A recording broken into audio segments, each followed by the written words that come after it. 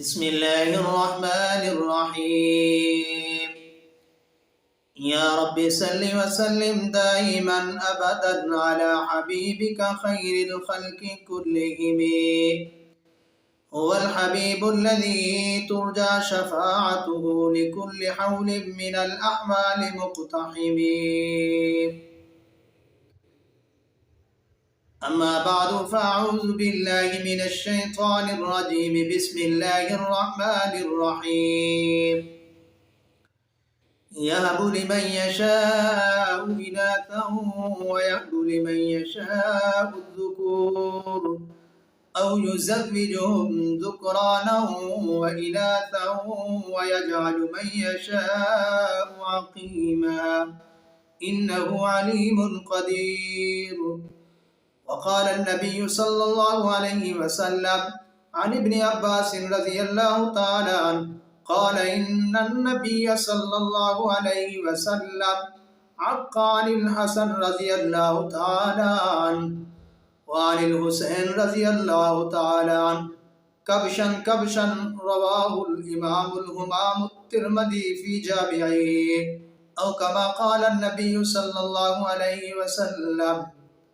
حاضرین و ناظرین، آج ہم آپ کے سامنے عقیقے کے مسائل اور فضائل کو بیان کریں گے. عقیقے کی کیا اہمیت ہے، عقیقہ کسے کہتے ہیں اور عقیقہ کتنے دن تک کیا جاتا ہے، اس کی کوئی تاریخ، اس کی کوئی حقیقت حدیث پاک میں یا قرآن پاک میں اس کی کوئی وضاحت.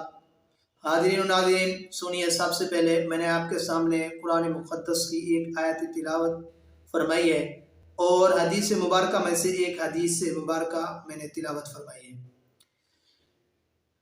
قرآن پاک کے اندر اللہ رب العزت ارشاد فرماتے ہیں کہ انسان کو اولاد کا مل جانا یہ بہت بڑی نعمت ہے، اور جنہیں اولاد نہیں ملی آپ ان سے جا کر پوچھیں اولاد کتنی بڑی نعمت ہے. اور اللہ رب العزت فرماتے ہیں ہم جسے بیٹا دے دیں، جسے بیٹی دے دیں، یہ اللہ رب العزت کی مرضی ہے. میں قرآن پاک کی آیت پڑھی ہے، اس کا مفہوم سمجھیے. اللہ فرماتے ہیں یَهَبُ لِمَن يَشَاءُ إِنَاثًا، اللہ جسے چاہتے ہیں بیٹی دیتے ہیں. یَهَبُ لِمَن يَشَاءُ الذُّکُورَ، اللہ جسے چاہتے ہیں بیٹا دیتے ہیں.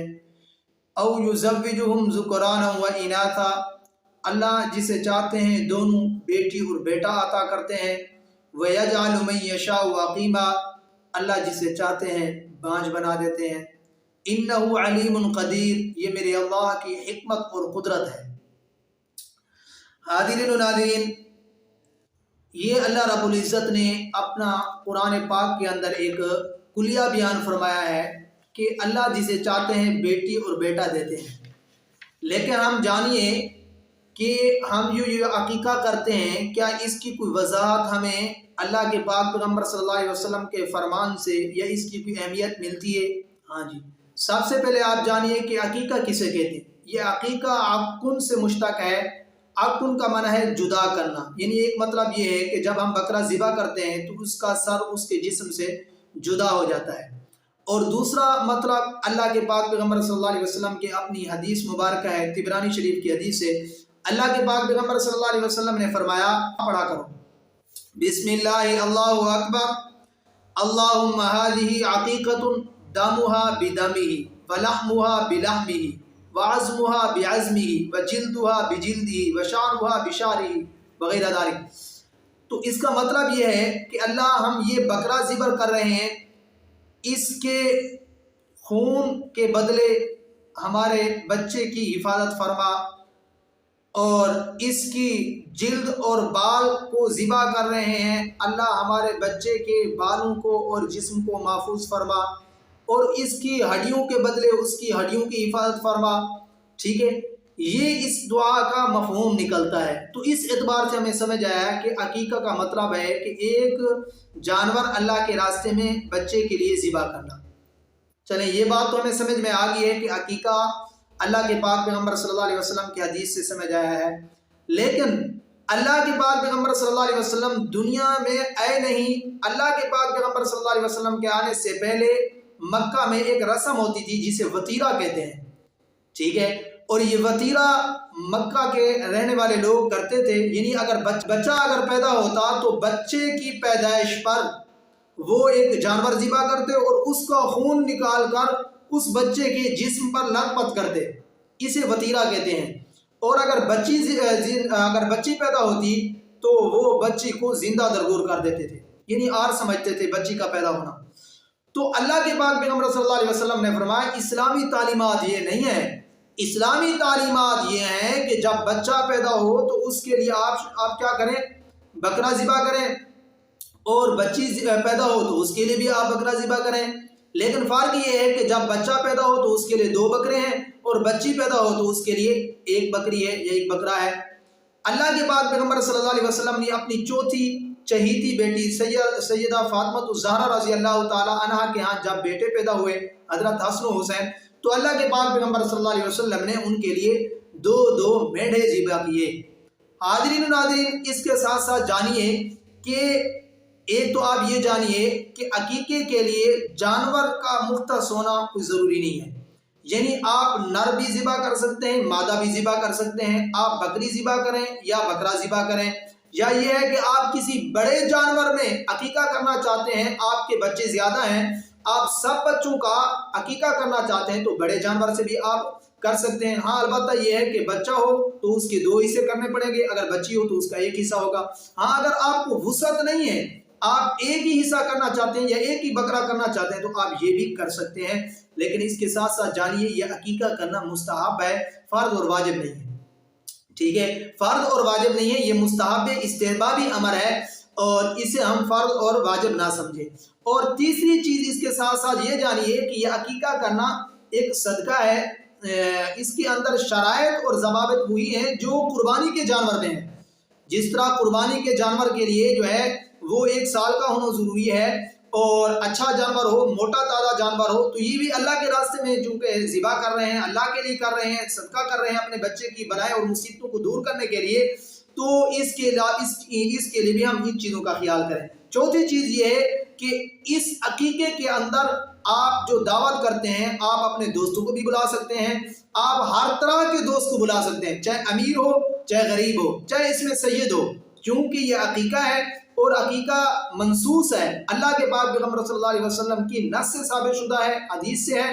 تو اس کے گوشت کو ہر طرح کا بندہ کھا سکتا ہے، امیر بھی کھا سکتا ہے، غریب بھی کھا سکتا ہے، سید بھی کھا سکتا ہے.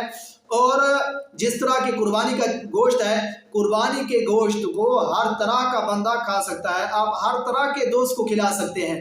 اسی طرح عقیقے کے گوشت سے بھی آپ ہر طرح کے دوست کو کھلا سکتے ہیں. لیکن حاضرین ناظرین، آپ کے ذہن میں ایک سوال آ رہا ہوگا کہ سید پر صدقہ تو نہیں لگتا، سید صدقے کا گوشت تو کھا نہیں سکتا. اب عقیقہ کا گوشت جو ہے، عقیقے کا گوشت جو ہے یہ تو صدقہ ہے، اور صدقہ سید کو ہم کیسے کھلائیں؟ حاضرین ناظرین، میں نے آپ کو کہا ہے یہ منصوص ہے، اللہ کے پاک پیغمبر صلی اللہ علیہ وسلم نے فرما دیا ہے، اس لیے کہ اس صدقے کو سید بھی کھا سکتا ہے. یہ کوئی منت کا صدقہ نہیں ہے. جو ہم منت کا صدقہ منتے ہیں وہ منت کا صدقہ صرف غرباء کے لیے ہے، امراء کے لیے، سید کے لیے نہیں ہے. تو لہذا یہ اللہ کے لیے جو جانور ذبح کیا گیا ہے یہ اللہ کے پاک پیغمبر صلی اللہ علیہ وسلم نے خود کیا ہے اور اس کی اجازت دی ہے، اس لیے فرمایا اس کے اندر ہر طرح کا بندہ کھا سکتا ہے.